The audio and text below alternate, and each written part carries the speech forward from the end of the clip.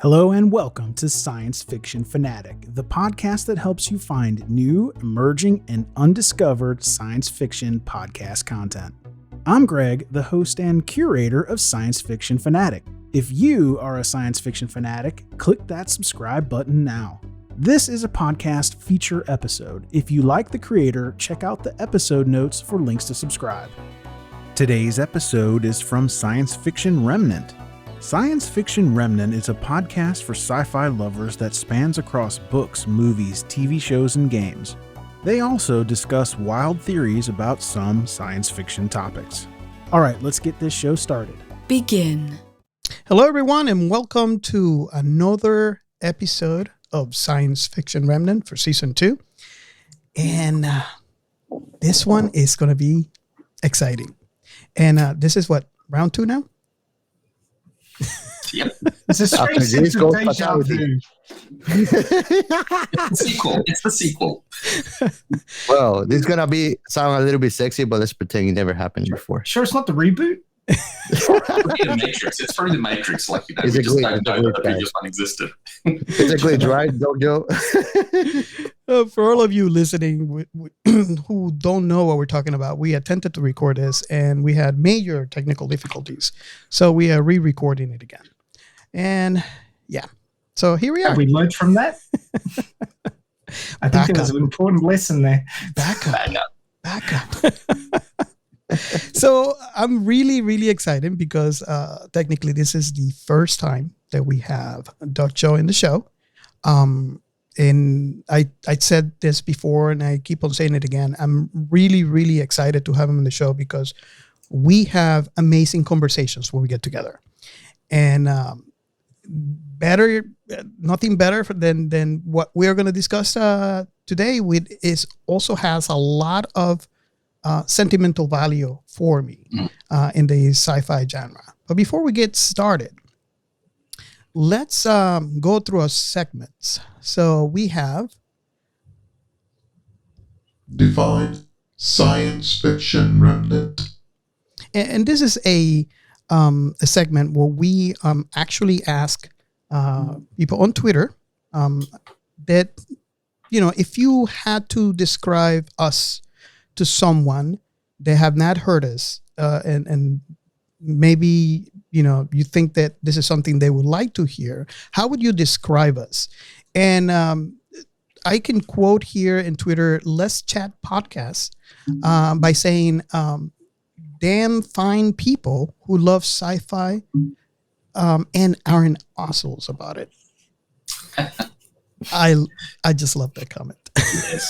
Yes. So then we can move on to the next. So just remember, if you want to appear in one of the segments, go ahead and send a tweet to us mentioning defining science fiction and give us your code.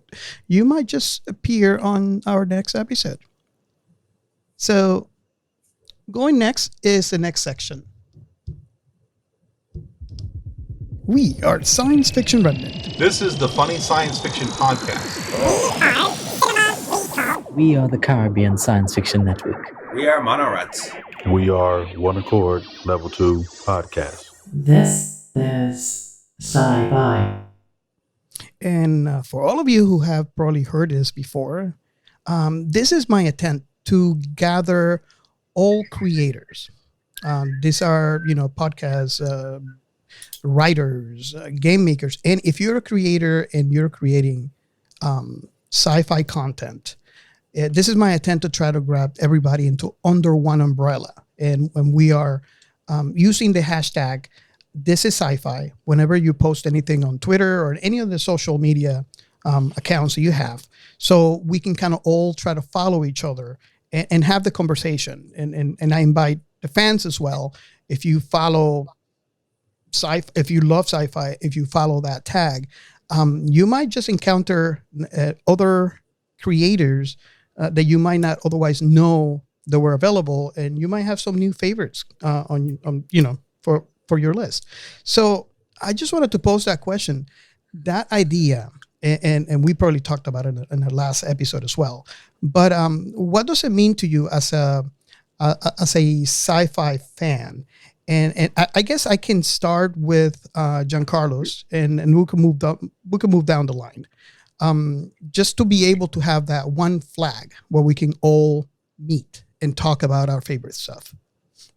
Well, coming from me, as not being sci-fi from all my background, sci-fi is just that escape of reality that keeps you in touch with the real world still. You know, it's where two worlds meet, really, if you think about it. Because even though it's maybe fantasy, they make it believable. And really, it brings us all together as a community. I mean, they can call us nerdy or geeky, but I mean, it's a non-judgmental place where anything is possible, really.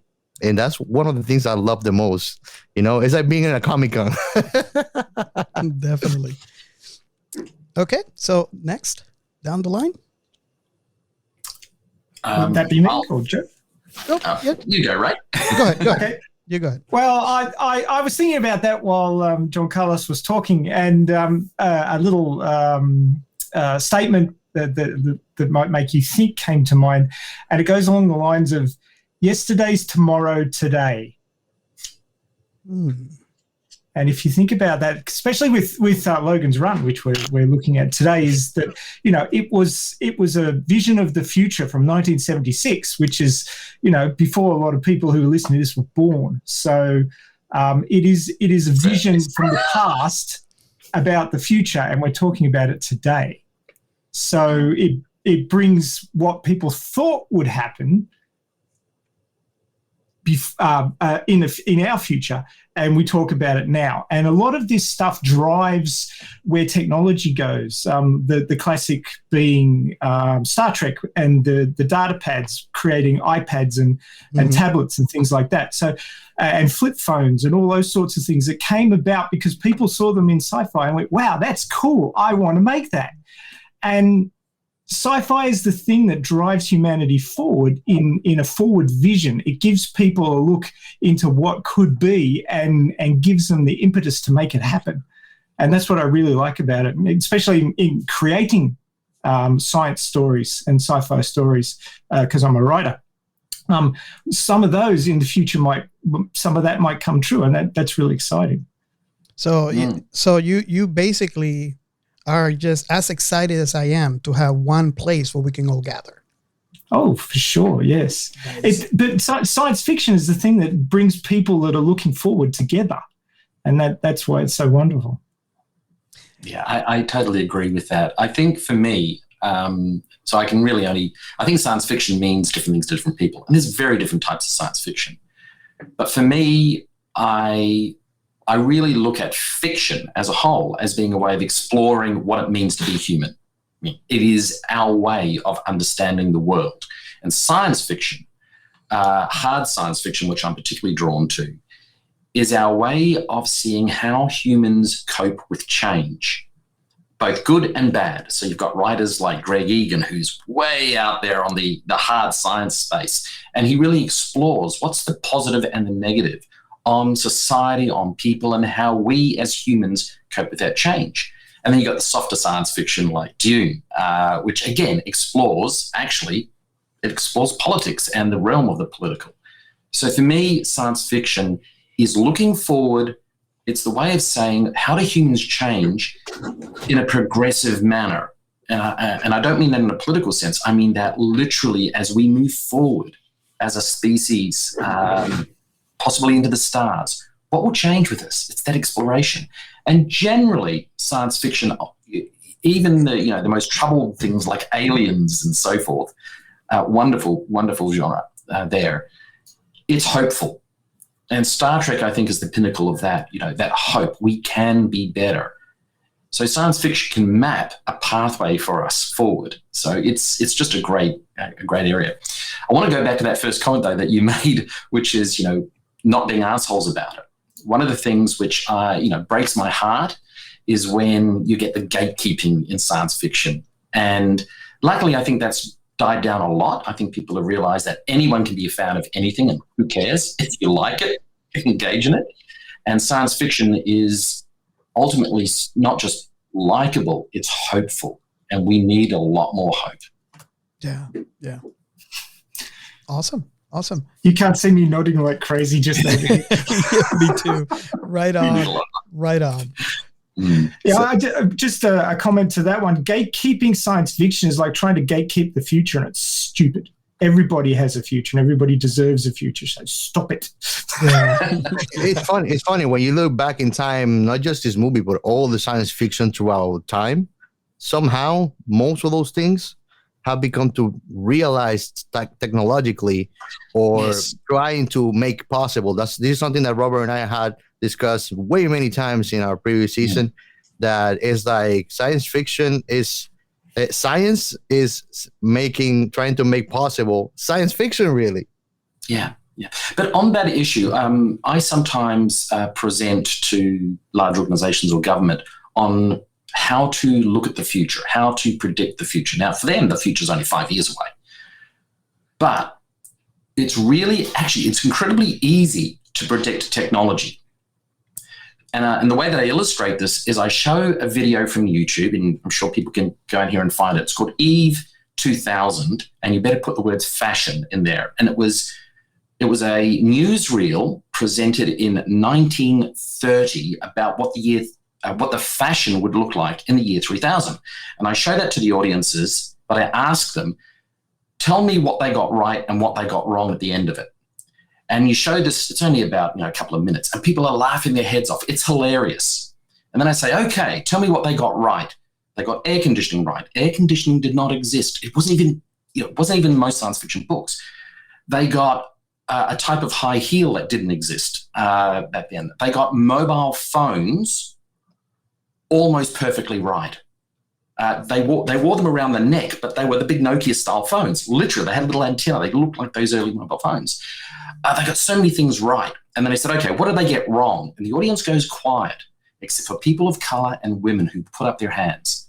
And they deconstruct all of the social change.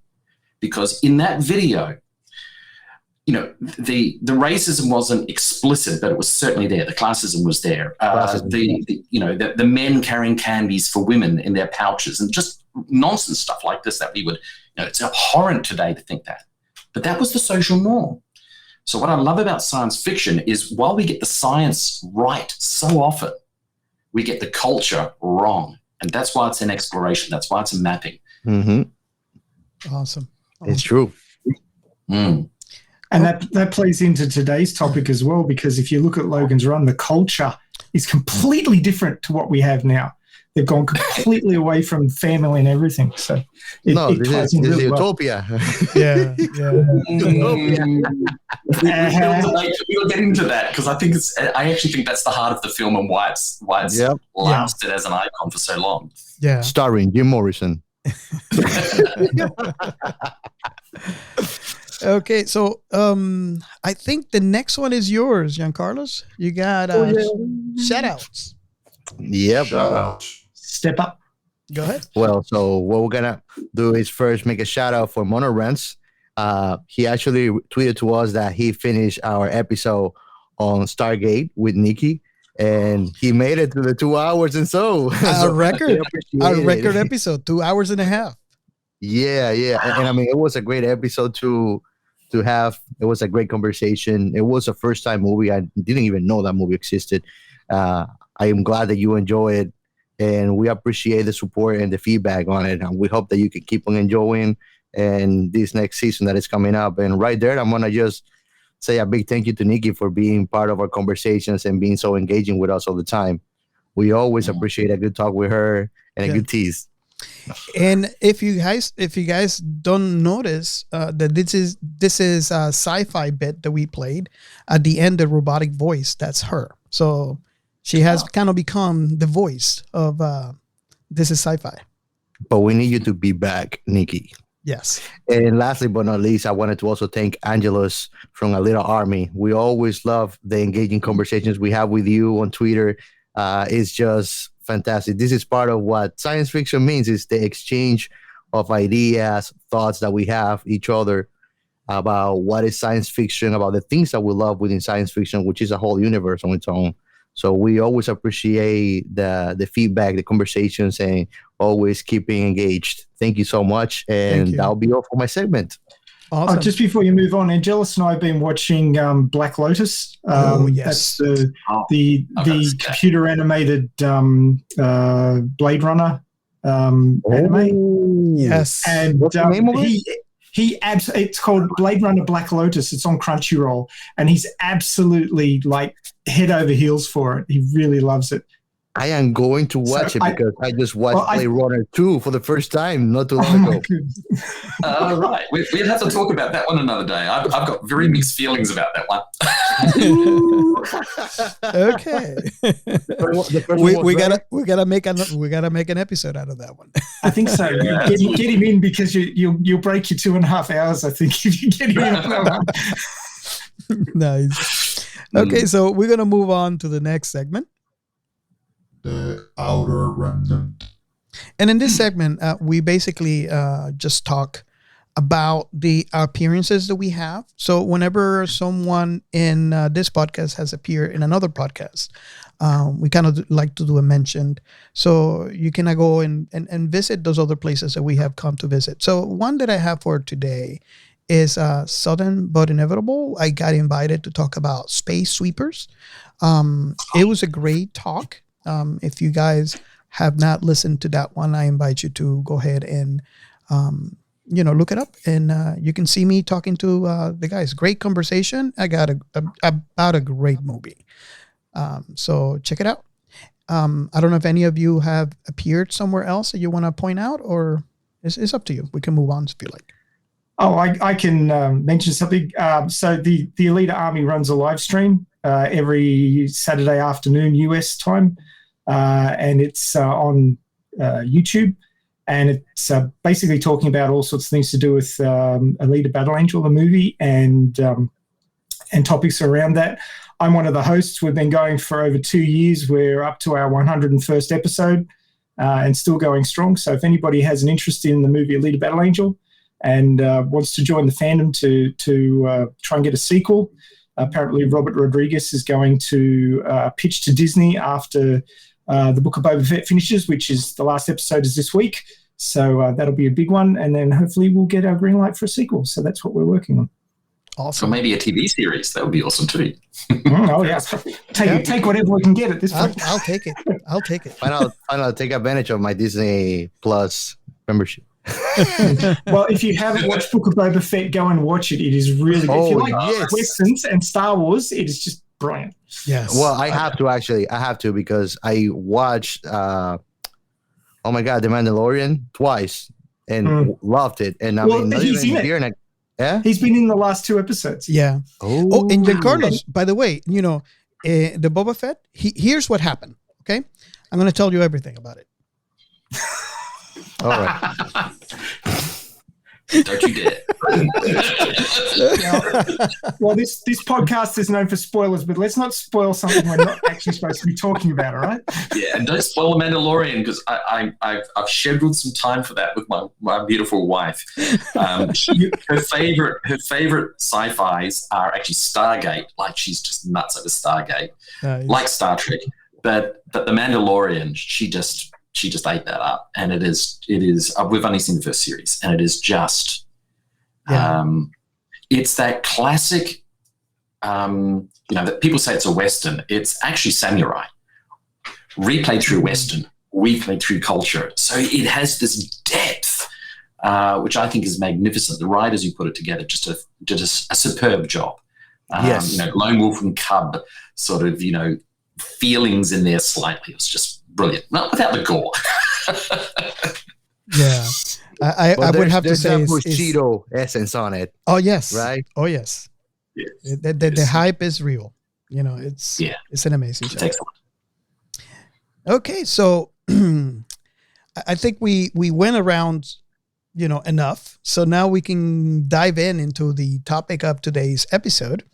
We're going to talk about the movie. It's a 1976 production called Logan's Run. This movie cost $90 million to make, and in the box office, it made $23 $5 million. So, it made money. And basically, if I can give you a synopsis just out of my head, I don't want to just read. I do have a plot synopsis here ready to go. Oh, you got it? Yeah. I do. Go ahead. Go ahead. According to the wiki page, it only cost $8 million to make, not $19 million. 8.5, just closer to 9, and that was. Oh, so that's probably why I said $9 million then. Okay. Yeah, and at the time, that was a really expensive movie. That was a massive budget for a movie of this type. So, sorry, Greg. I'm in details. No, that's cool. No, I'm just going what the wiki page is. That's why I said the wiki page. Go ahead. Okay. So let's see if I can get my presenter's voice going. The year of the city is 2274. The remnants of human civilization live in a sealed city contained beneath a cluster of geodesic domes. A utopia run by a computer that takes care of all aspects of life, including reproduction.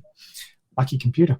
The citizens live a hedonistic lifestyle, but to prevent overpopulation, everyone must undergo the rite of carousel when they reach the age of 30. There they are killed in the guise of being renewed. Oops, sorry.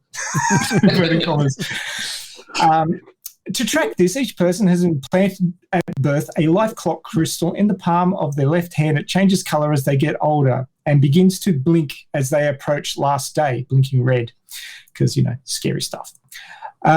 Most residents accept this chance of rebirth, but those who do not accept it attempt to flee and are known as runners.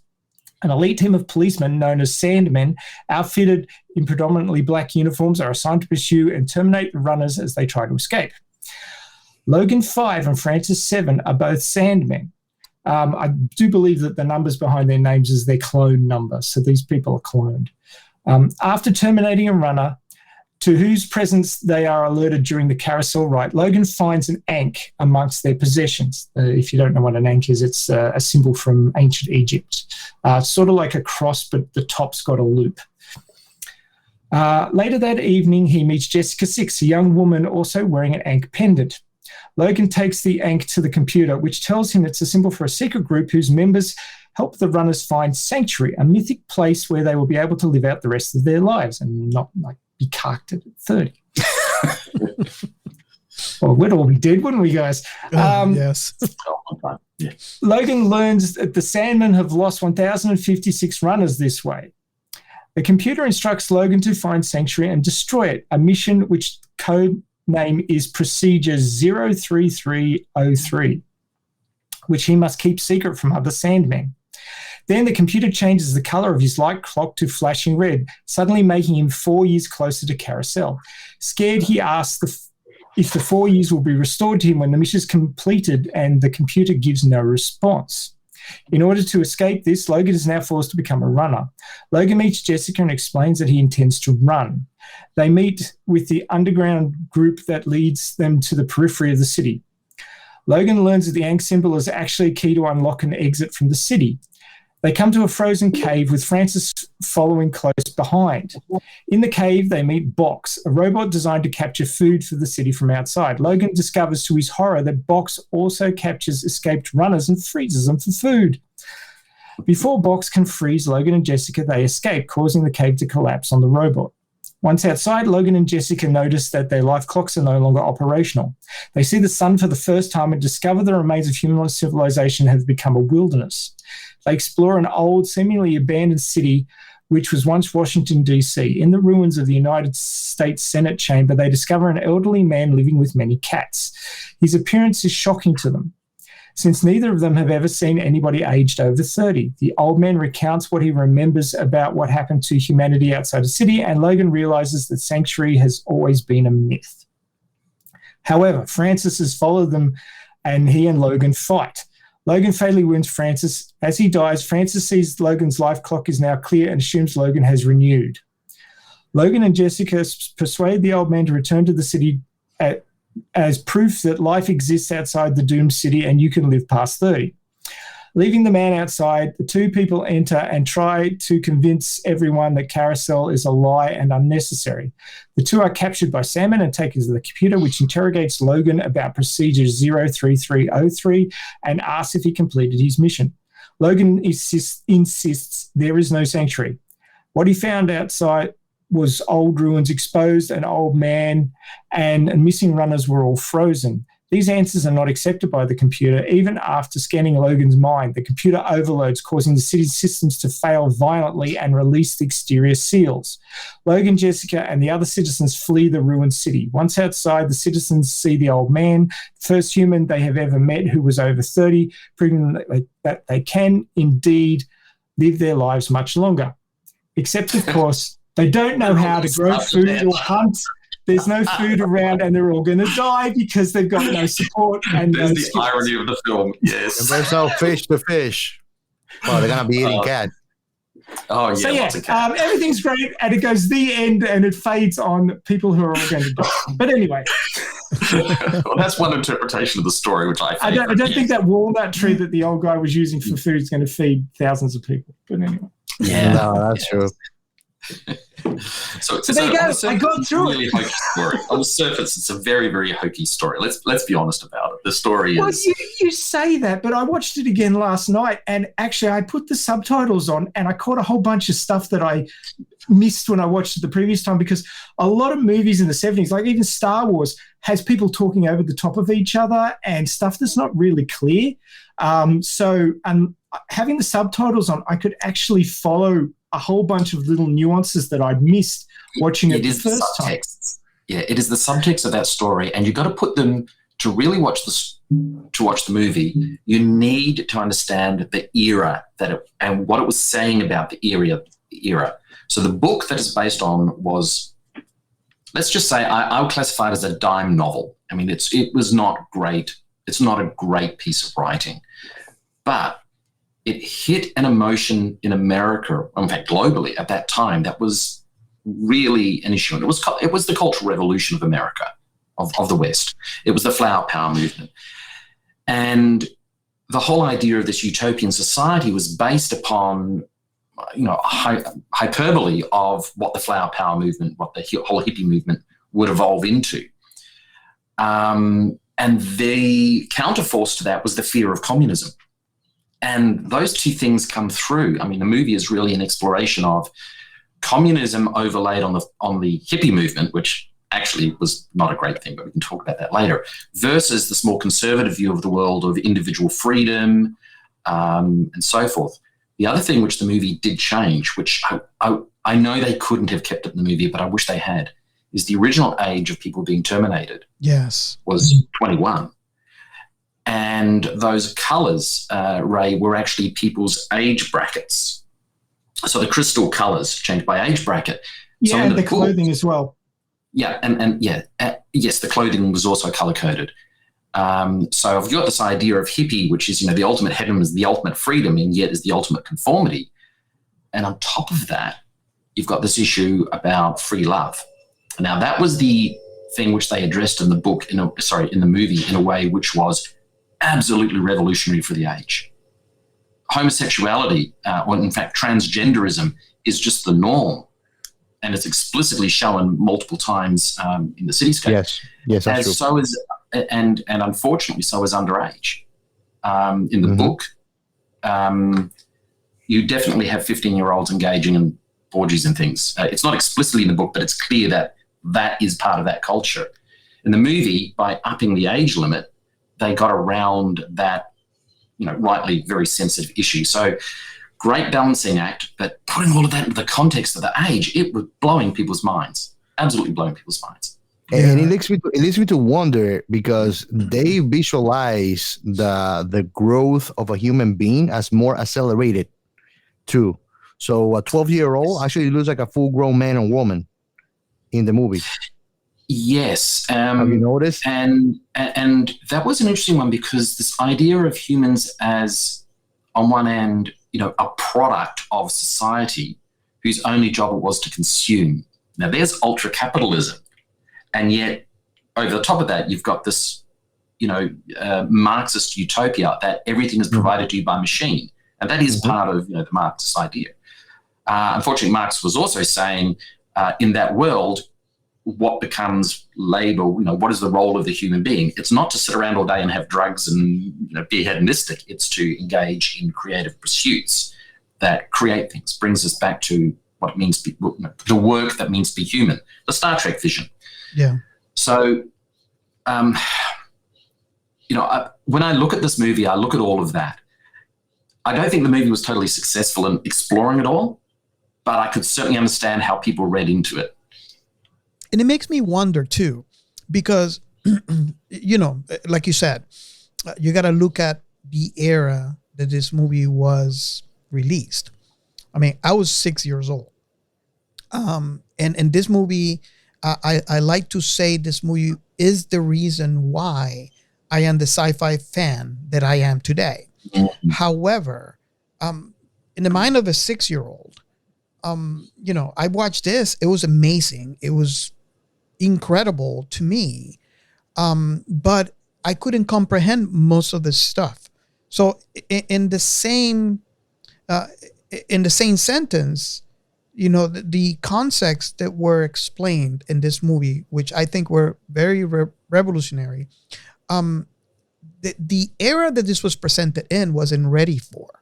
So in saying that, I think, the movie when it came out had really bad, I want to say bad reviews, but it explained divisive why. Reviews. Yes. Yeah.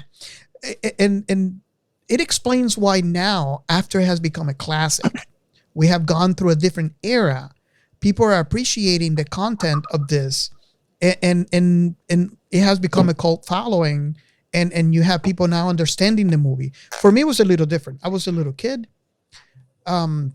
so I couldn't comprehend much, but I can understand the idea where after watching this, I watched this, when I was a teenager, and then later on multiple times as an adult, and I can understand now stuff that I didn't get when I was a kid. So the reason why I'm pointing that as a comparison is the 70s compared to, like, say now, they're very different eras. And people now, I think the movie is ready for now because of all the stuff that is portraying. And I even venture to say there's even some concepts that might not even be ready for now, which is, like, for example, kids, and how kids are dealt, although it wasn't expressed in the movie, how their lives gone about in this utopia.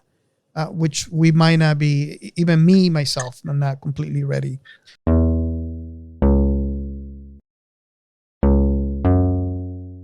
But I love that observation. The role of children in the current economic environment. The role of children is burden.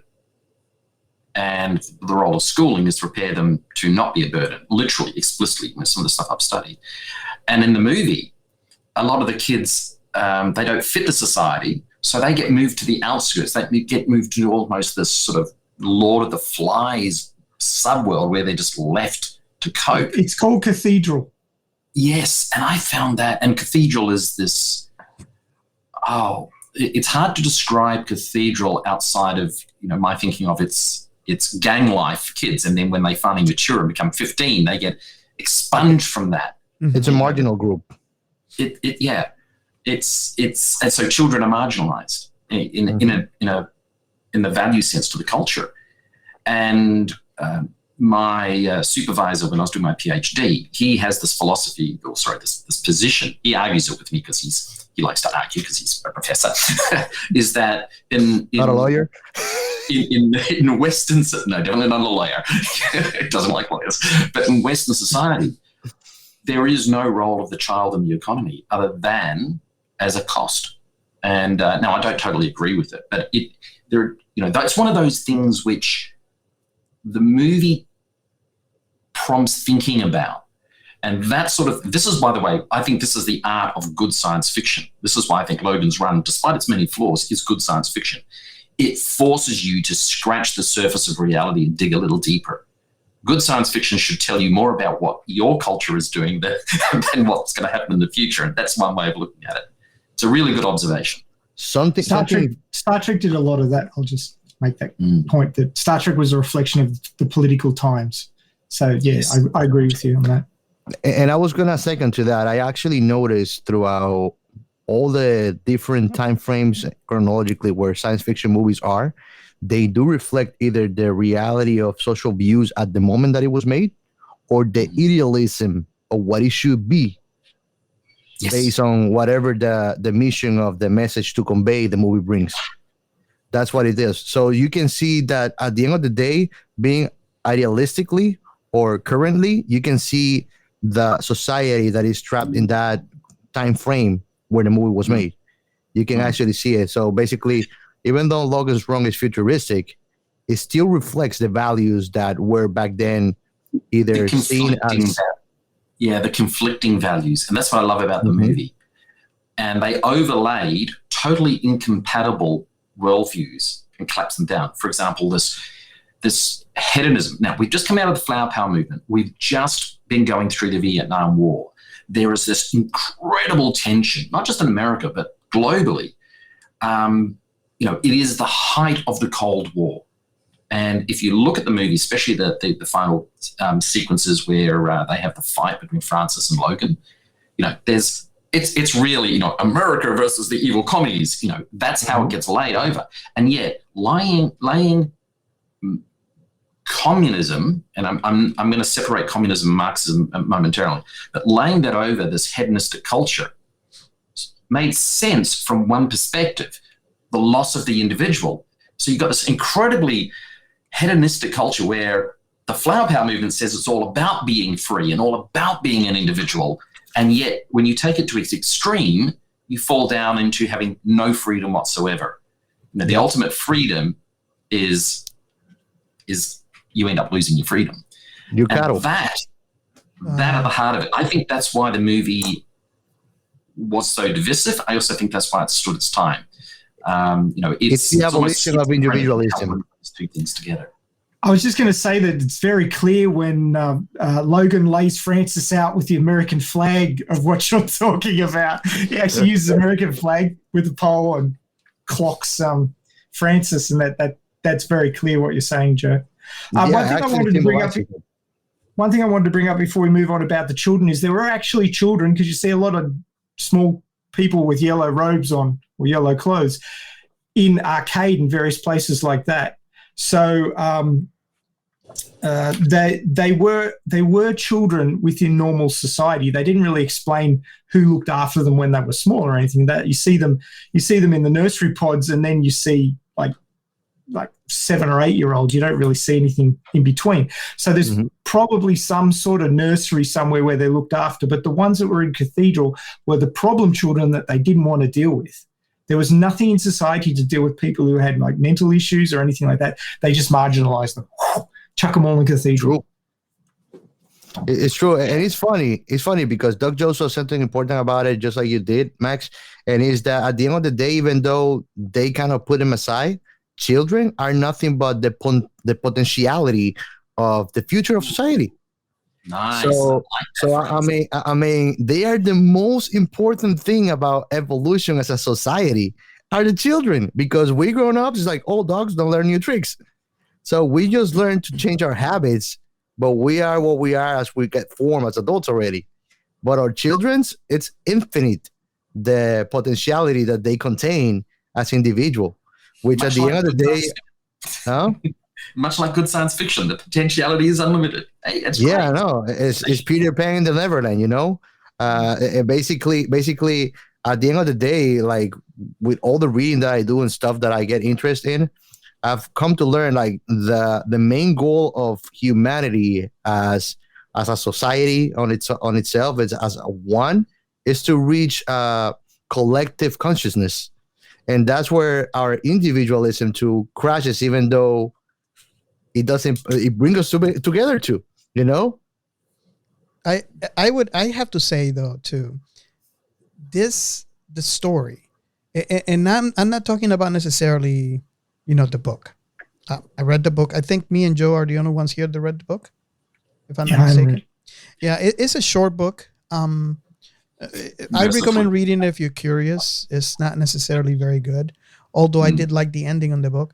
But the combination of the book is what this movie came from, and what it have become. It is very, very ahead of its time, and it is in a way sad because it is actually the mark. It would marks the end of an era. This is, and I venture to say, you guys correct me if you agree with this statement or not, but this is the last movie of that type of sci-fi, because right after Star Wars was released, and everybody wanted to be Star Wars. So every sci-fi writer, every sci-fi produced creator, we're trying to following on the steps, and the old way of what I like to call the old way of sci-fi was left behind with this movie.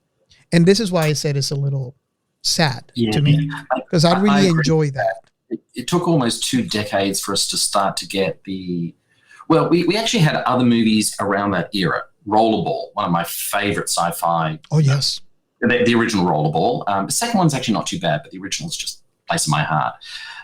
You also had, I think during the 80s, you had a retro relook at that with Salute of the Jugger with Rick DeHauer, and that was a really good, another type of that social look. It's a little bit like Logan's Run crossed with Mad Max crossed with Rollerball.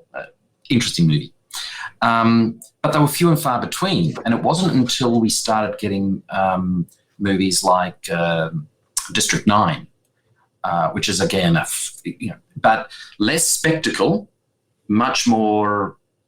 What does it mean? What is culture? And social issue. It was 2 decades, but we did have some movies in between there. But I think there's been a rebirth of these. I think these movies, the sci-fi that emerges into popular culture, into movies, comes at a time of certain types of change. And throughout the late 90s, certainly in the 2000s, there's a lot going on in the world. We see the changing economics and positions of, say, China in the world, and all this happening. The last time we had these big mega changes economically and socially was genuinely in the flower power revolution, the 60s. So it makes sense that these movies are trailing that. Also, the rise of zombie movies coincides with this, just incidentally. Horror movies go through the same cycle. Yeah. Speaking of economics, I feel that this really thought-provoking sci-fi, while culturally important, wasn't much of a money spinner. And when Star Wars came out and made mega millions, everybody went down that road because it made more money. People wanted adventure. They didn't want to have to think too hard. And I was of the same age as you, Robert, when I saw Logan's Run and all the other sort of movies around that era. And I got to say that Carousel scared the crap out of me as an 8 or 9 year old. I had bad dreams about it. It's probably the hockey masks that really did me in. But, people floating up to the ceiling and exploding. Even as an adult, man, it's terrifying. Yeah, it's kind of. I find it very interesting that we both have very different experiences on that scene, and no, that shows you how. Giancarlo, don't worry, we're not sending the Sandman after you. Okay? Oh no, you can send him, man. I watched the movie again last night. I watched the movie again last night, and in the carousel scene, I could still see the wires that they were using, although it was particularly that scene. Look at the technical movie name. That scene was, for its time, as revolutionary as the Matrix opening scenes were. There is a certain spectacle to Logan's Run. Again, we look at today's movies and it's by the by, but of the era, that city model, the wire work, that whole sequence, I think took them a couple of weeks to film because the wire work was more or less all new technology, new application of technology. The choreography was spectacular, and that's why it went on for so long. It didn't scare me. I just thought it was, quite frankly, the whole thing was Rome Colosseum. It's not just the people going up into the air and this weird sort of anti-gravity levitation and exploding. It was quasi-religion as well. It was the people cheering from the side. We're cheering for death. At the same time, they're cheering for life because they thought that these people could be reborn, quasi-religious. But from a technical filmmaking point of view, it was absolutely revolutionary. How old were you when you watched it for the first time? I don't know. Most of my childhood was a bit of a blur, quite frankly. I had a pretty, shall we say, disruptive childhood. But I probably was about 10 or 12. Oh, okay. And I remember watching the TV series first. So I didn't see the movie in the theater. I liked it. I know it's bad before you guys say anything. And there was a Logan's Run show. The Logan's Run TV show. Yeah, TV series. I actually bought it. One season, I think. Yeah, there's only one season. That's it. Yeah. And I get why they did it. It felt, the movie actually feels like it needed more to some way. There was actually a lot of TV shows on around that time that were maybe what happened is we stopped making these movies, these sort of thought-provoking social commentary movies, and we moved them to television because we had shows like The Tomorrow People, which they tried to do a remake of that crashed and burned.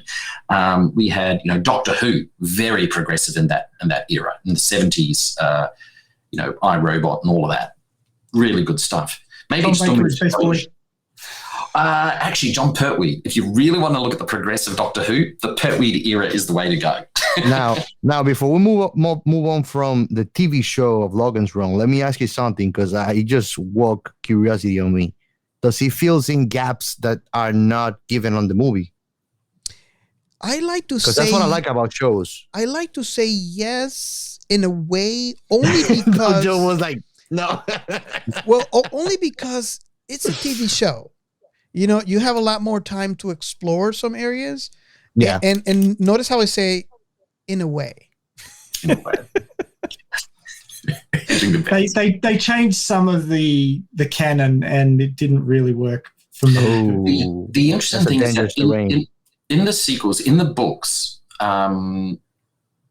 there is a sequel to the book, and it's sort of the framework for the TV series.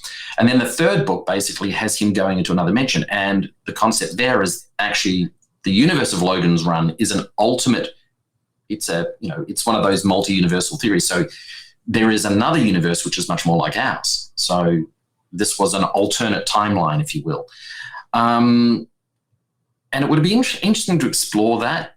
I also think that's a bit of a trope which is overused when writers decide that they want to reset the story to some degree. But the TV series was entertaining. And for, a young preteen struggling through the fear of the Cold War, and I think a lot of our listeners might not actually anticipate how freaking scary the final year of the Cold War was. Yes. It was, if you remember the Cuban Missile Crisis and all of those, this was high-stress times. I live in Florida, and I remember seeing pictures where they have, missiles on the street down in Key West. So yeah, it was scary times. Let's get him, Nixon.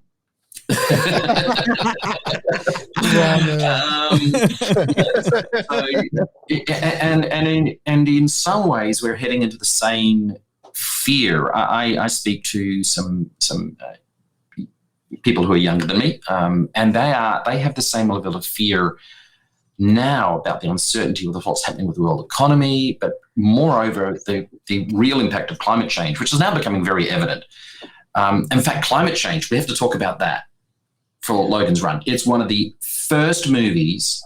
They didn't call it climate change. They didn't draw it out, but boy, is that world climate disaster ready. I mean, that is catastrophe. They didn't mention it. It is portrayed. It is portrayed. Like you put it out natural right. life outside. You put it the right way there. You didn't need to mention it. It was right in front of your eyes. You know? Yeah. I mean, you go outside of this this place that is just utopia, and outside is just a barren, forgotten world. You know, it's barren and flooded with saline water where nothing can live. That scene where they're walking through the swamp towards the Washington Monument, for me, now at the time, it was sort of Planet of the Apes, disaster. No, put it in today's context, that's the terrifying part of the movie for me in a modern context, because it is very plausible if we get these things wrong. And the specific comment, there's no fish. That was when they were coming back towards the city. Yes, and it was, for me, it was, it's not like, I don't know if you remember Highlander, the third movie, I think, where, they turn down the shield and the world's all back to normal. No, this was, we've screwed up and there's no going back. And there's no going back. And for me, it's that terrifying. Was so forward-looking for a movie of that era. Yeah. Yeah. And now that you mentioned that, another thing that, like a sentiment that he portrays when you see that city of Washington, D.C. just cover up in leaves and in vines. shatters and vines, is it looks like a forgotten dream that was just rubble by the ravage of time. It transcended nations, if you think about it. Yeah. The other part I liked about that, and I thought it was a very subtle scene, is all of the presidents and all of that beautiful artwork from the State Capitol building had been taken off the walls and put down on the floor so it could be enjoyed by the one person who was looking at it. But it was all getting moldy and decayed. And full of cat hair. And that wasn't just a comment about politics. That was a comment about the loss of art, the loss of culture, the loss of history that we have when these things go wrong. The loss of what it means to be a culture. Yeah. Really, again, I think watching it more recently, you pick up just how prophetic this movie really was. And that's not in the book. That's absolutely the movie maker's vision. So in some ways, the movie's, if you get rid of the Logan run element, just looking at it as possible future and what the ramifications are, really grim. No wonder stress levels are high. Yeah. I think they used the Washington Monument well, because they went like, that's what it looks like to be old. Looking at George Washington's face. Yes. That was particularly well used. I got to just talk about the production for a moment. When I was told, we're going to do Logan's Run, I'm like, that old chestnut. Oh God, do I really want to watch that again? I had my fear from my childhood of Carousel and a few little snippets in my head of what the movie was vaguely about, but I thought, oh God, this is going to be boring. Okay, I'll watch it. And the first time I watched it, I thought, oh yeah, it's got a bit more to it than I remember. I had the same thing with Blade Runner. I saw Blade Runner when I was 13 and did not understand it and thought it was boring. I remember watching Blade Runner. Literally, I remember the seat I was sitting in when I watched it. I remember where I was in the cinema too. Yeah. Because I was looking around the cinema going, God, I'm so bored. What am I? Oh no, I'm going to slap you. I know. I just didn't. My brain had not developed to the point where I could appreciate it. And then watching it a decade later, I was like, yeah, so stunned at how amazing and how much depth it had that I just could not pick up on because I was a stupid 13-year-old. But I had the same issue just recently with Logan's Run. In my brain, and this is sort of the reverse of a lot of people's sort of like golden days where they remember things to be better than they experience them now. But this is the reverse. I remember experiencing it as being a bit boring and it didn't hold anything that sort of grabbed me. And then I watched it again last night and I had the subtitles on and I picked up so much more of the conversation because a lot of the conversation is very quick or or sort of thrown away, so the sound isn't really clear. I must say that the audio recording of the voices in this movie isn't the best. So put the subtitles on, you'll pick up a lot more. Interesting observation. And it's one of the few things that I disliked about the production was the audio quality of the voices. But having the subtitles on and watching it again, I picked up so many more subtexts that I didn't get the first couple of times that I'd watched it up to that point. That I found this movie to have so much more depth than I thought. And that's something about science fiction that you've really got to explore it to get the most out of it. If you just sort of watch it out of the corner of your eye while you're doing something else, you are going to miss so much. And this movie actually has huge amounts of depth and huge amounts of production quality. For example, the music. And this is one that I'm sure Doc Joe will chime in on. I love the music. The music starts out as sort of synth, sort of set mid-70s synth or early 70s synth. It was an ARP 2500, ARP 2500. Yeah, he knows. Jerry Goldsmith, who also did the music for Star Trek and Aliens, and this guy is a god in my book, an absolute god. Get the soundtrack. The brilliance of it is that for the new, he went with the absolute newest sounds, the synth sounds. Yeah. And it was sort of like the quiet moments was just sort of like beep, beep, beep, beep, beep, just quiet little beeps and boops and stuff. And then boom. and the louder moments had the real poppy, synthy, excited sort of sounds that were coming out at the time when they're chasing runners and stuff like that.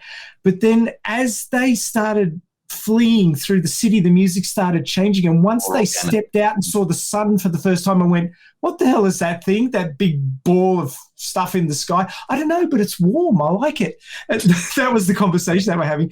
And the music changed. The music went to the full orchestral sort of 40s 50s adventure epic sound. It completely changed. Knocking at the doors of Mordor. Yeah, exactly. That whole epic music sound. And then when they went back to the city, it changed back again.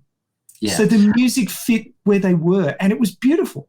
But also the modern music, and that was on an ARP 2500, which was a modular synth, which I've recently acquired a virtual version of. There's a whole discussion about the rebirth of analog within a virtual world, which we won't go into.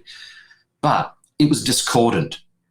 He was using really off-tonal patterns. It was crunchy. He was, the rhythms were a little bit all disorganized and intentionally.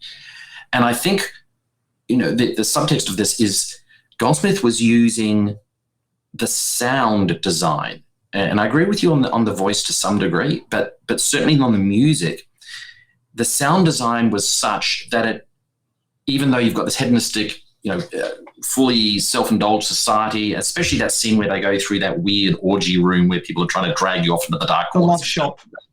Oh my God, that was terrifying for me. But the music in that was just, it was like, clown core crazy. Yeah. And so you've got a psychological touch to that. Drug-induced haze. It was terrifying. And then when they go out, you get this organic. The only other movie which I think has done that as explicitly as Logan's Run was actually a movie called Equilibrium, which in some ways is similar to Logan's Run. Season 1? Yes.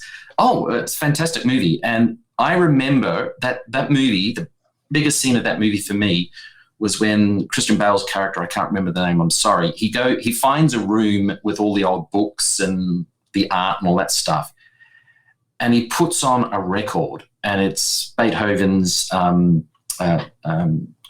the symphony. And his world breaks because all through the movie there had been no orchestral music. There'd been nothing like that. And this comes in, and I felt it was good acting and great scripting, but it was great sound design. Suddenly he discovered the emotional context of being a human, and he did that through music. And that's what we saw in Logan's Run.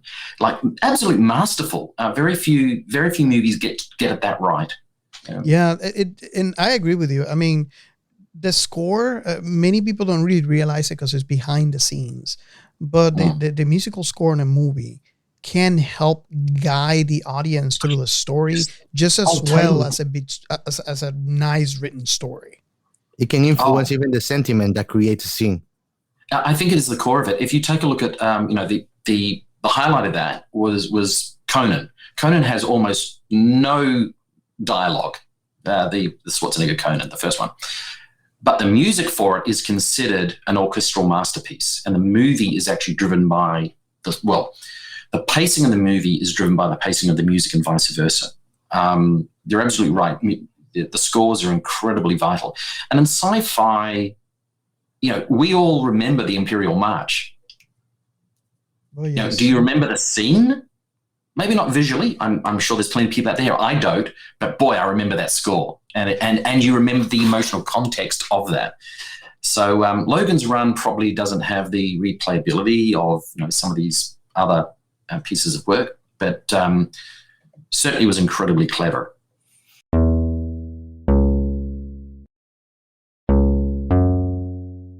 I remember the scene from Star Wars. It was actually Empire Strikes Back. It was the Imperial fleet and then Darth Vader walking up the middle of that run in the it's not a cockpit because it's the bridge of the Super Star Destroyer, and he's just walking up.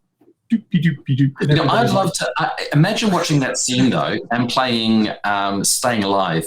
You can tell it would have a very different feel to the scene, wouldn't it? Oh, you don't have to go that far. What about the music from the cantina? Oh, yes. Well, you mentioned that about Staying Alive. I'm thinking of a Hitchhike Guide Through the Galaxy. There's another great piece of sound design. That was a CA. I think that was the CA-80. I love my synths. Wonderful. Something that I learned this week was that this could have been a marble. And I was really shocked. Marvel bought, I don't know if they bought the story, but they actually made comics. And they abandoned after the 7th issue. Oh. So you could find some old Marvel comics, but Logan's Run, there's only going to be 7 issues, and that's it. If they were successful, we could have had, a Marvel universe in the Logan's Run. Well, the Logan's Run was a multiverse, so possibly. Yeah. Can you imagine Doctor Strange in the city, in the carousel? Oh my God. He's not going to fit in. Speaking of multiverses, I just wanted to bring up the issue in the movie of food. You never see anybody eating. You see people drinking, but you never see them eating. And I thought to myself last night, maybe it's energy drinkville. Maybe all they do is drink energy drinks because it kind of the bright red stuff. But I was thinking about that, and you go when they're going through the guts of the city when they're fleeing. I haven't got the box yet, but they're fleeing and they see the breeding pens for the fish and stuff, which are all overgrown. There's a few fish still in there, but they're not being maintained. They're not being used particularly much. And Logan says, "Oh, I heard that the city used to get its food from the sea." But he doesn't actually say where they get their food from now. And in the course of the movie, they discover that the 1,056 runners who are unaccounted for have been frozen by box, and they've been frozen in the food storage area. So I often feel that this Soylent Green. Yes, you read my mind. This movie could be the future of Soylent Green. When was Soylent Green? I think that was 74. Yes, well, there's a funny fact here. I remember when Logan's Run was put on hiatus because they were thinking, sci-fi wasn't going to go, it was going to go the downside, and this is why this movie took so long to make. I think the movie Soylent Green and the movie Westworld, which I'm still trying to get Giancarlo's to watch. I'm trying to get him to watch the show. Those two movies are the reason why we have Logan's Run today. because they saw it and they said, oh, hold on a second. Sci-fi is not going away. So it's like, okay, let's continue with this. And they continue. And it's interesting that you mentioned that because those movies came first. Yeah. And they are the, I like to say, I mean, I don't know if you guys agree with this, but I might like to say that we have Logan's Run because of these two movies, because of the success of two movies had. And I think there's probably a lot of truth to that. I mean, it was 11 years. I know that I didn't know that there was delays. I just know that there was quite a while before the book was offered as a movie. Mind you, 11 years in today's standards, that's not too bad. Yeah. But I think also it allowed movies like Silent Running to be made. Silent Running is one of those rare movies, again, that is deeply societal based. Actually, I really love that movie. That and Dark Star. Dark Star for a completely different reason. But Dark Star also tells us what it means to be human. No, I love Silent Runnings as well. That was one of those movies that did sort of resonate with me. And one of the few movies that ever got drones right in science fiction. And AI, for that matter. The AI in Silent Run was great. The AI in Logan's Run, it's already more advanced than that. Yes. Well, more and less. But now there's an observation that I also got from Logan's Running that reflects also the repercussions of how human society developed based on that utopian idea, which is, if you notice, when the runners, when the Sandmans are going behind the runners, they depict a creepy looking joy, like they are sporting and hunting. They are absolutely, yeah. It's like psychopath, full-on psychopath. I think one of the key things that comes out of this movie for me, and you're absolutely right, Logan and Francis are horrible people in our context. There is no value of human life in that society. There's only a value of a short amount of pleasure for a short amount of pseudo-adult life. And that sequence where they're chasing down the first runner and they play with him, cat and mouse, horrifying. And then when they kill the body, I know that one of you talked about how they did that scene. That wasn't one of those other scenes that it didn't terrify me, but it was like, for its age, it was horrific. It was amazing how they were able to create that scene. Someone figured out that if you put kerosene on cellophane, it just disappears.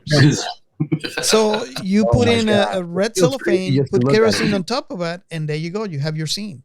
And it was so like shocking to see that. Mm-hmm. And now, there's no CGI. No, there's not. That's one of the incredible things that the movie achieved with some of the ideas that they depicted.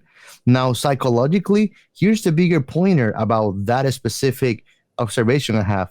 It also depicts a nature that we have. We humans are very individualistic and base our meaning through experience. Yes. So, meaning that until Logan became a runner, he did not understand how terrifying it is to be on the run all the time and being prosecuted. Yeah. Then he actually just like, if it fell on him, boom, this is terrifying. Yeah. I've been doing horrible things. He's like awake at the moment. I'm not convinced the Logan's character actually has that recognition. Not even all the way to the end. I don't know, because one of the things I find confusing and troublesome about this movie is Logan only, as soon as Logan is told that he's got this mission and he's going to lose, he's basically marked for death right away. He's going to lose 4 years. Suddenly, he only cares about his life. Exactly, self-interest. But if you notice, all through his journey, he's using people. He has no actual compassion with anybody he's dealing with. And even the love interest is very superficial. That could be my reading of it. But I don't think he actually changes. I think he just demonstrates his true nature, which is actually totally mercenary. I have to disagree with you there, Joe. I do think he changes, mainly because he doesn't have to go back at the end. He could just listen to Jessica, stay out there with her, and build a life for themselves. He knows how to use a spade. He buried Francis. He's all right. But he doesn't okay. have to. He wouldn't dare. He's smart enough to know that he's gonna be food if he goes back. Well, exactly. So he turns around and goes back. He risks his own life going back to try and change the city because he knows the truth and he wants the other people to know the truth. Okay. So I think you're wrong. Okay, I felt that was director tropism. Quite frankly, we have to have the character do this. Maybe it was an acting thing, but I'm totally, as I said, I'm in two minds about this. It's one of the challenges of the movie, and I don't mind that in a movie. I don't mind that it can be divisive about how we interpret it. What is funny though, funny in a bad way, is that when he goes back and he says, "Hey, you can be free," and then the computer blows up the city. You've got all of these people who have no idea how to get food in a world which has no food. A bunch of grown adults, grown babies. Useless grown-ups. That is completely horrible if you think about it, because those are people that are 100% dependable. I mean, dependent. Yeah. On everything being met for them. Yes. And that one thing that can provide for them is destroyed.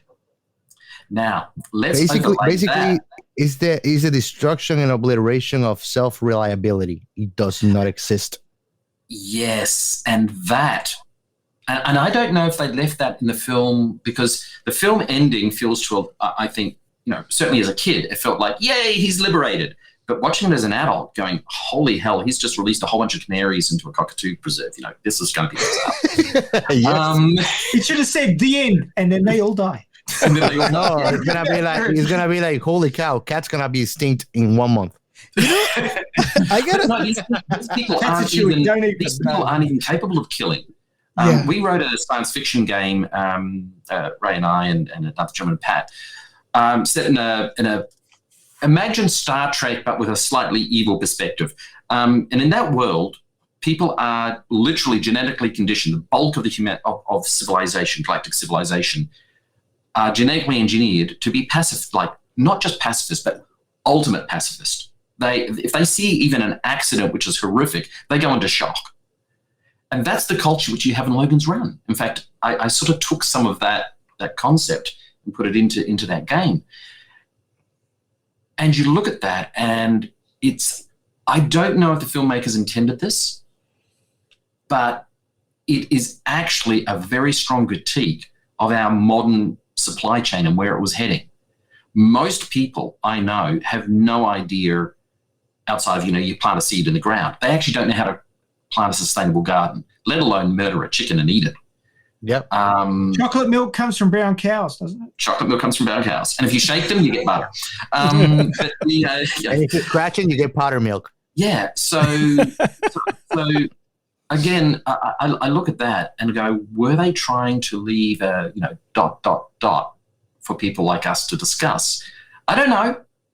It was a great ending. They're blowing up with that amazing city model. And for people who are listening to this, the city model, all practical effects in Logan's Run, stands to me today to be as good as almost anything leading up until Blade Runner. It was masterful, and they blow it up. And I remember watching it as a kid and going, they're blowing up all their work. Not they're blowing up the city, but I actually felt for the filmmakers, and I think they must be sitting there crying. Yeah, you got to get the take right, though, don't you? Because you get one take. They got one take. Oh yeah, that's a horrible pressure right there. You imagine, we got one take, so the camera's all good. Yeah. Wow. Put enough lighter fluid on that thing. Don't actually screw up your only version of the file. Yeah, and those models would take 6 months to a year to build at least. I have no idea, but it was where your to $9 million went when you look at that. Sets. Look at that Sets set. and models. Yeah. But if you look at the size of that main dome, you look at the size of the cars and the size of the people in the cars, and then you extrapolate it out to the size of that dome. It had probably, you you guys work in acres, but there was acres and acres and acres under that dome. That dome was massive. The amount of construction work it would have taken and engineering power to put that thing up, and then all of the infrastructure under it, that most of which was being ignored by that stage. But it was just, it's an amazing concept to think that humans could actually build something like that, because that's bigger than anything we've ever built. Well, it's also something that has been put forward again to cope with climate change. If we go to the 54 degree plus environment, which Australia very likely is to, we're going to need something like that for some of our hotter areas. But the other part of that, which I loved in the design, was the energy. They don't explicitly, again, a lot is unsaid in this movie, but the energy supply is wave motion. They're capturing energy, and which actually exists. Yeah, and they're pretty clear that the world had not just a military collapse. It was driven by an ecological collapse, and that was driven by global warming.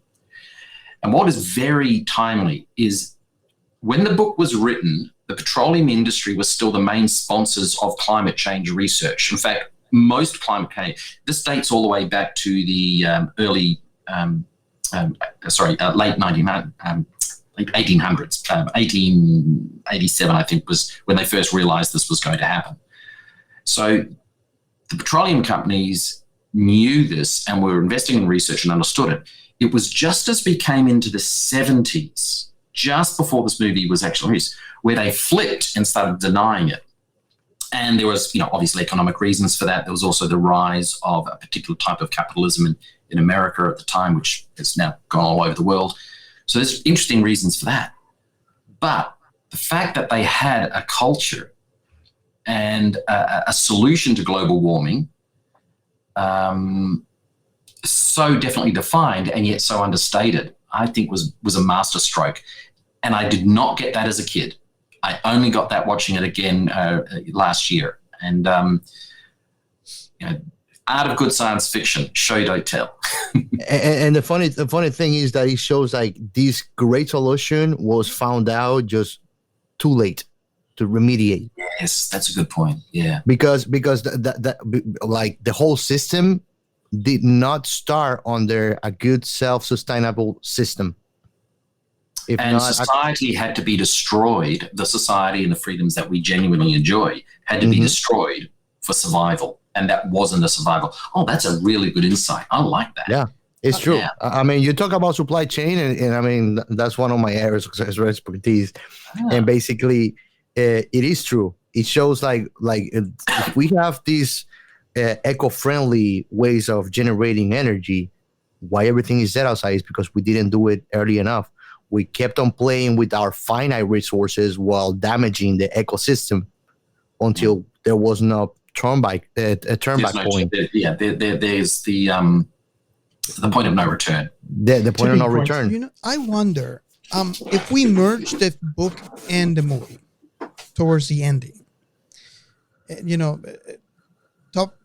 Talking about the same concepts here. Would it be better or worse for the people to just move to Mars?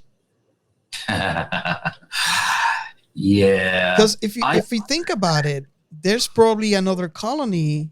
Well, obviously in the book, there was another colony in there. But it makes you wonder because, obviously they don't expressly detail, obviously not in the movie and not much in the book. But I like to guess that it would be just similar to the one where they would have carousel, where they would have all the stuff in there. So I have an answer for that. Finish your thought. Well, I'm thinking because obviously the rocket is somewhere there. Yeah. And they just have to find it and then migrate everybody into Mars to that colony. So I always thought about that, like what if? Now here comes the thought-provoking thing is like if you look at the whole structure of this society, it's completely plausible outside of the planet because we're talking about a dome. It's a self-contained ecosystem. right? So the Theoretically, only but no. yeah, theoretically, of course. I mean, we already have the 3D independent printers that are roaming around Mars, making things out of the same surface of Mars itself.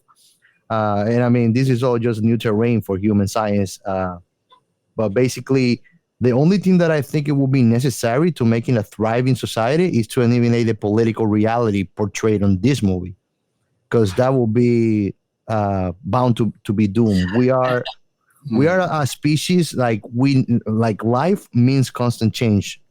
Something that I read a lot about utopianism with psychology is that we cannot have an utopia. If we get an utopia, we're gonna screw it up for something to change, because we cannot have the same every day.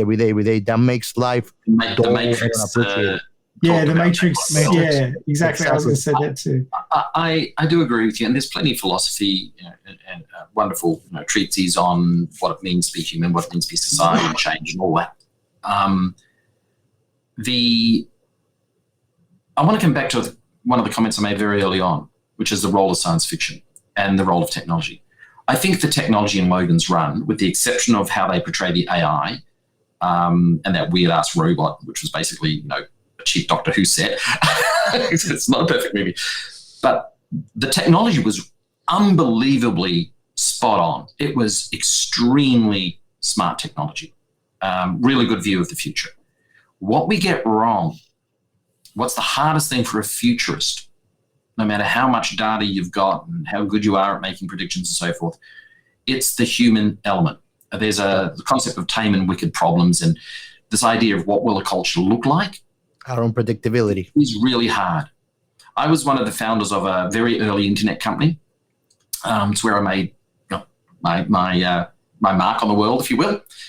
And we actually came from a bulletin board, so pre-internet, and then we were looking at the usage patterns, and we saw something that we called intersectionism, which is different from how it's currently being called, which was when two quite strong groups, maybe a football group over here and a racist group over here, when they get together, a certain cluster of those people will become incredibly fanatic and incredibly active.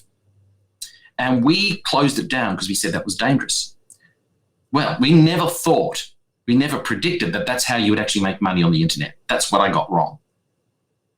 And Facebook does just that. Twitter does just that. It takes that intersectionism and it creates an algorithm to predict it and find it.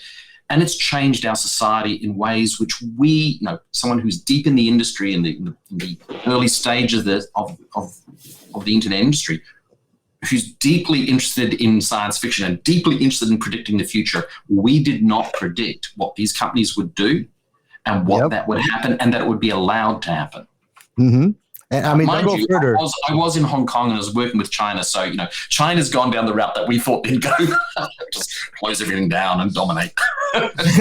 but I mean, funnily enough, basically, in the other hand, it also shows basically that these interfaces also get to attempt to shape the thought of the masses by filtering what it's allowed and it's not allowed. They succeed. We know they succeed.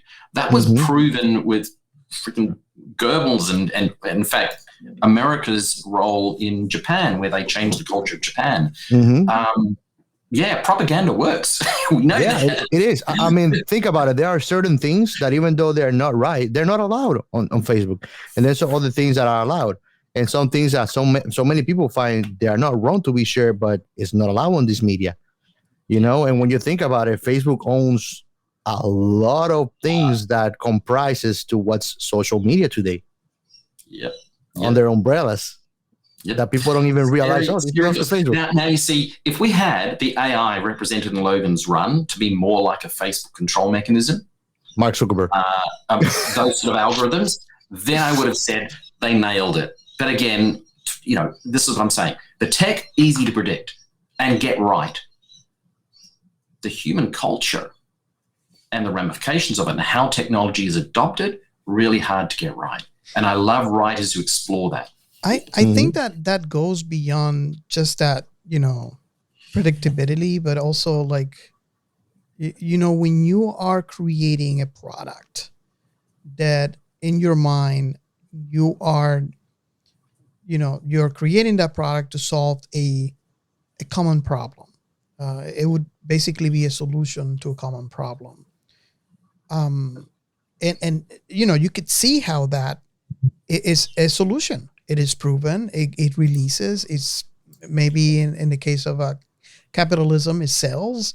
But then, like you said, the human factor is not accounted for in that solution. So although that solution could be the greatest solution ever, you'll see there's always a negative impact. And one example that I can say would be, for example, I was one of those few, and I want to say few because I don't know many people that were in the same boat as me, where I had a cell phone. Where I had a cell phone, a Palm Pilot, a pager. I have my iPod on it, and I had to carry all that stuff with me.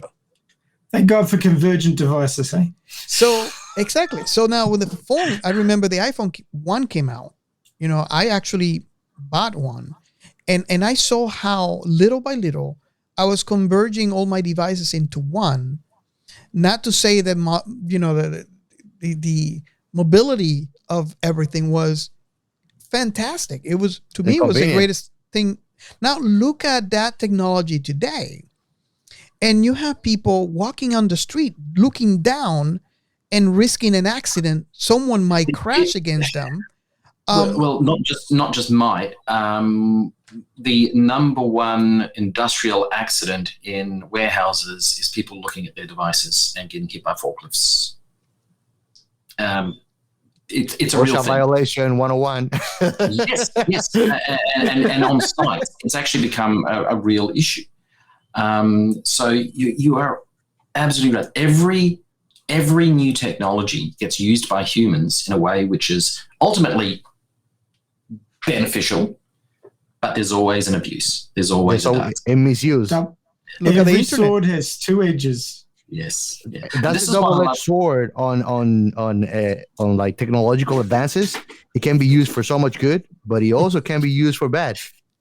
And bringing that back to Logan's run, let's talk about the computer for a second, because that computer was clearly set up to monitor a stable and sustainable civilization.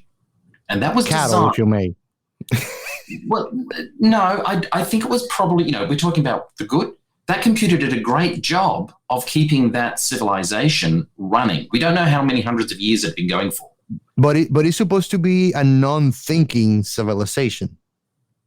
That's the messed up part about it. If you think, but it's survival, biological survival versus cultural survival.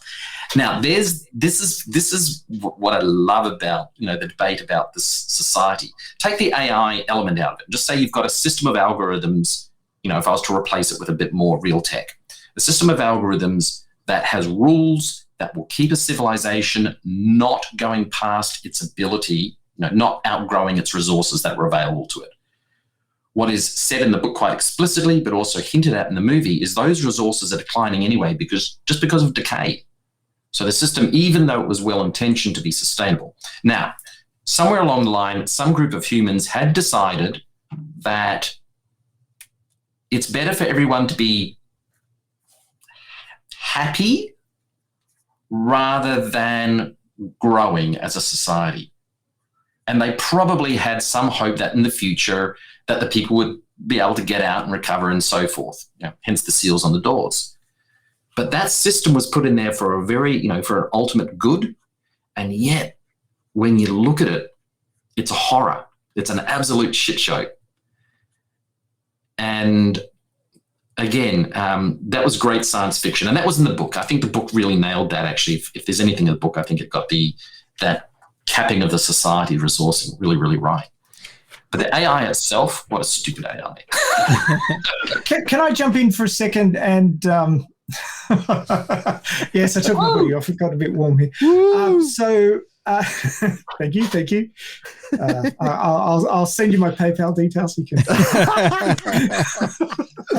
Don't forget the cash out. So anyway, the setup of the society. Don't go there, Joe.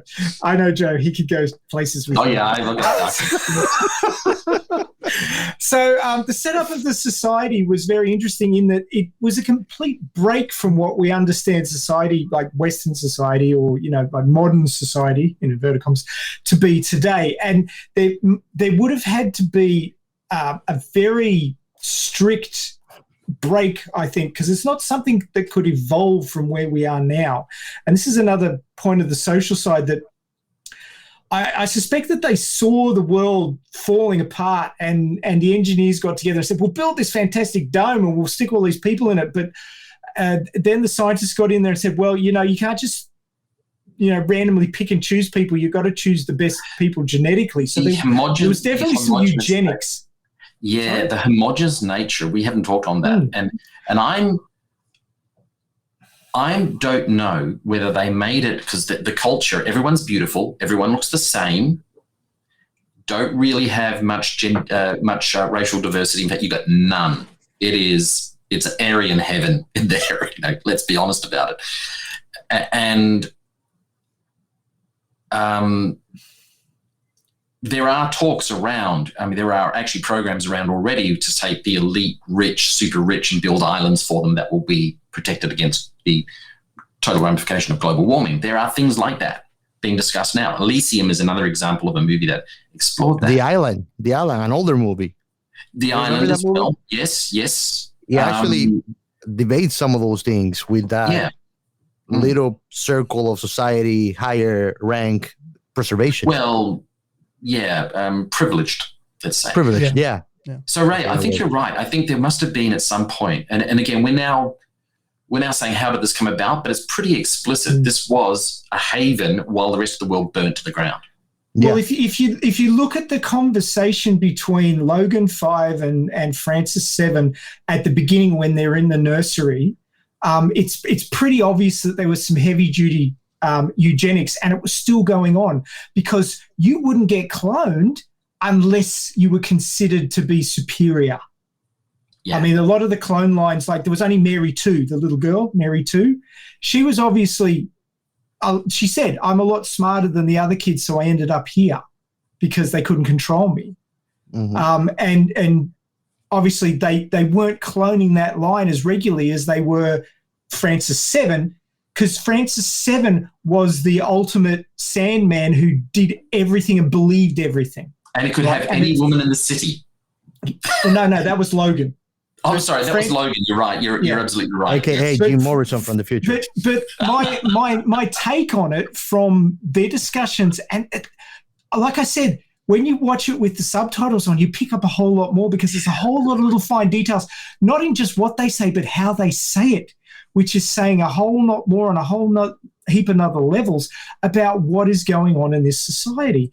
And Francis 7 was the perfect soldier. He was the guy who believed everything he was told by the computer. He followed all the instructions, and his last statement encapsulated his complete belief, unshakable belief in everything he was told by the city. Oh, you've been renewed because your palm pilot, your crystal on your palm is white, and that's what the babies have. You have been renewed. He believed everything. He took it hook, line, and sinker, and he took it to the bank.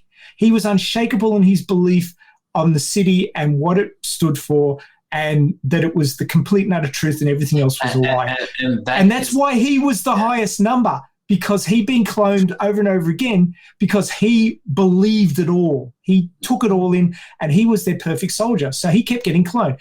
But the ones that weren't cloned as many times, like Mary 2, were the troublesome ones. So there was a huge amount of eugenics going on in that civilization. And eugenics for the purpose of survival of the species, not survival of the culture.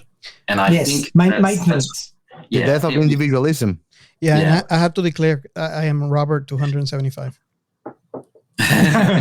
Interestingly, I am the seventh, Joseph Sweeney the seventh, because we have a rule in our family where every firstborn male of any generation must be called Joseph. And it gets worse. A lot of us have the names of the paternal and maternal grandfathers as our middle names. So Joseph Bruce Cameron-Spring. So my son is the 8th. So hopefully we can end this line soon, but maybe without destroying a city. You know? Can we just call him Octavius? So I get to call you Joseph 7 now. That's cool. That's cool. Can we just call your kid Octavius? I think I'll just get myself cloned though next time. Well, I'm Raymond too, because I was named after my uncle who drowned in a river before I was born. So Yeah, technically I'm Robert too. I'm the only sibling that doesn't have a second name, a middle name. Oh, that makes it easier. Ray, I know that you wanted to talk a little bit about the tech. I'm just checking the time here. Oh, well, no, we saved that for the end, Joe. So okay, right. when the conversation rolls down in about an hour, we'll get so to I have the a tech. thought-provoking question for all of you guys. It actually intertwines a bit with the politics of the movie, but Doug Joe hit the nail on the head when he says that they portray perfectly Marxism way of living, which is imperfectly. Imperfectly, but it actually underlines also what the ideal behind what communism should look like, you know. And the funny thing is that many people confuses that socialism is what allows that individualism to still thrive while giving everybody an equal chance. And it also fits what capitalism is. That's where capitalism is born from, right? Well, first of all, I actually don't think the movie does get Marxism correct. I think they were trying to overlay it onto an extremist way to see it, maybe? Yes. Now, Francis definitely represents very explicitly the fear of communism, not Marxism, communism. He was a believer to the day he got an American flag stabbed through his chest. Literally. He had much more freedom into him. Okay. So, you know, he was great. He was definitely, you know, a poster boy for this fear of communism. Was he actually a communist? No. Was he actually a Marxist? No, because when they overlaid this notion of Marxism, they didn't overlay communism to the culture. They overlaid Marxism. I make quite a distinct difference between that. You have a society that has the means of production which are so automated that people are free to follow whatever they want to do. Okay.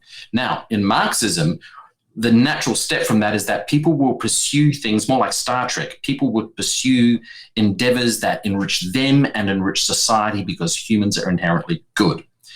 However, in this context of this movie, they're just coming out of the flower power era, which was all ultimate freedom, drugs, no ramifications. You know, it's a non-progressionist way to look at it, right? Yeah. So they took this idea of Marxism and overlaid it on top of that. So the control mechanisms of communism overlaid with the technology of Marxism overlaid onto the ultimate hedonism and freedom.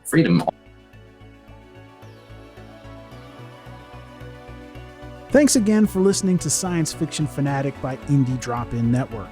If you would like to nominate a podcast for feature, just send me a tweet at Indie Drop-In. Indie Drop-In Network has many other shows that you might enjoy. You can check them out at indiedropin.com. All right, see you next time.